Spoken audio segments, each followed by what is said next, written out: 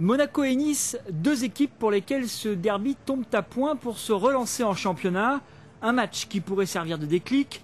Monaco reste sur 3 défaites au coup d'envoi, dont 2 en championnat. Nice ne comptabilise qu'un succès sur ses 4 dernières rencontres.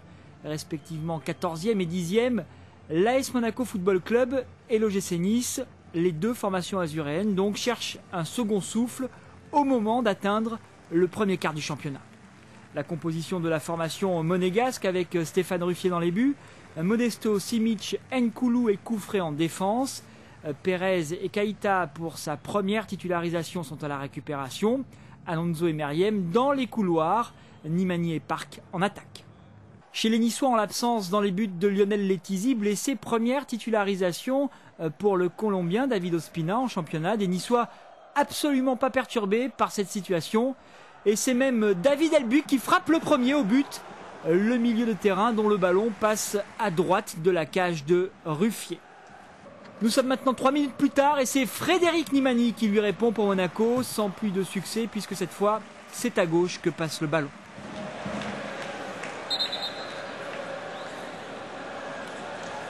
Les deux équipes ont attaqué le match avec beaucoup de rythme et de volonté. Monaco veut effacer 6 saisons sans succès en championnat contre son voisin au Louis II.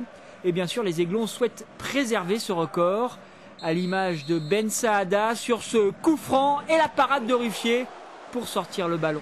Des Niçois qui se trouvent mieux en début de rencontre avec côté gauche Cyril Roll pour le centre prolongé par Rémi Bamogo qui se joue de coup frais pour ouvrir la marque. 1-0 donc à la 9e minute. Leandro Koufré malheureux donc sur cette situation et qui permet donc à Habib Bamogo d'ouvrir le score.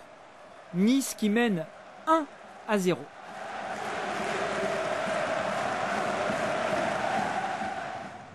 Derrière ce but, tout de suite, les deux formations qui cherchent à s'assurer la maîtrise de la balle. Et Monaco pousse pour revenir au score, bien sûr. Alonso qui met en danger Ospina à la 23e minute. Puis c'est le Coréen Park, 1 minute plus tard, dont la tête décroisée trouve encore une fois Ospina.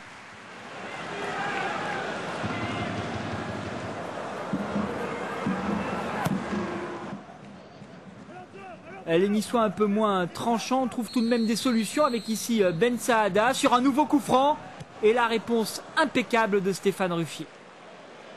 Monaco qui pousse pour revenir au score, des actions collectives qui s'enchaînent et Meriem en position de frappe et Diakité qui le met au sol dans la surface de réparation. Penalty incontestable sifflé par Stéphane Bray et c'est Leandro Koufré qui va se charger de l'exécuter, lui qui avait été bien malheureux sur l'ouverture du score des Niçois.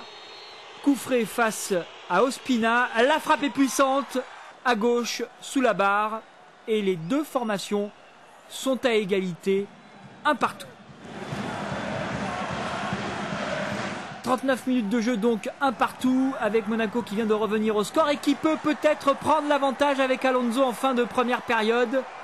Mais c'est manqué et donc les deux formations qui vont retourner au vestiaire sur ce score de parité, un partout. Pratiquement dès la reprise de la seconde période, 50e minute, Meriem qui oblige Ospina à s'employer, une claquette pour sortir ce ballon. Et nous sommes maintenant à la 57e minute, coup franc pour les Niçois, celui qui a l'habitude de frapper en force, c'est le milieu de terrain David Elbuck.